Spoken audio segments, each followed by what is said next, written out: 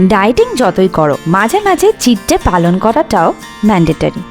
আর যদি বাড়ির কাছাকাছি ভালো বিরিয়ানি পাওয়া যায় তবে চিট ডেটাও মনে হবে সেলিব্রেশন। আমি বলছি ইন্ডিয়া রেস্টুরেন্টের কথা। কতবার পাশ দিয়ে গেছি, জানতামই না এত ভালো বিরিয়ানি পাওয়া যায়। সেদিন আমরা 3 জন ঢুকেই পড়লাম। একটু ওয়েটিং ছিল, বাট এইটুকু টাইম ম্যানেজেবল।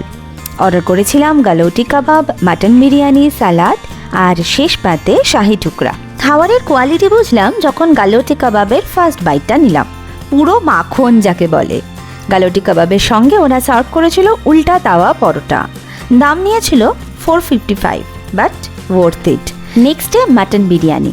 এ যেন কোনো স্বর্গীয় অনুভূতি। দারুণ রাজকীয় স্বাদ, মনে হচ্ছিল লখনৌতে বসে কোনো দাওয়াত খাচ্ছি। মাটনের কোয়ালিটিও তেমনই। যেহেতু আমরা 3 জন ছিলাম তাই একটা স্পেশাল মাটন বিরিয়ানির সাথে সাথে একটা নর্মাল মাটন বিরিয়ানিও অর্ডার করেছিলাম। স্পেশালটার দাম পড়েছিল 490 টাকা আর নর্মাল মাটন বিরিয়ানির দাম 350 টাকা। শেষে শাহি টুকরা মানে এই ডেজার্টটা দিয়ে কমপ্লিট করলাম। ভিডিওটা বানানোর পর আরও 2বার গেছি, বাট কোয়ালিটি সেমই পেয়েছি। তাহলে লোকেশনটা একটু বলে দিই। ইন্ডিয়া রেস্টুরেন্ট কৈখালি বাস স্টপের একদম কাছে। এয়ারপোর্ট থেকে তো কাছেই, আর বিধাননগর স্টেশন থেকে যদি বাসে আসো 30-40 মিনিট লাগতে পারে।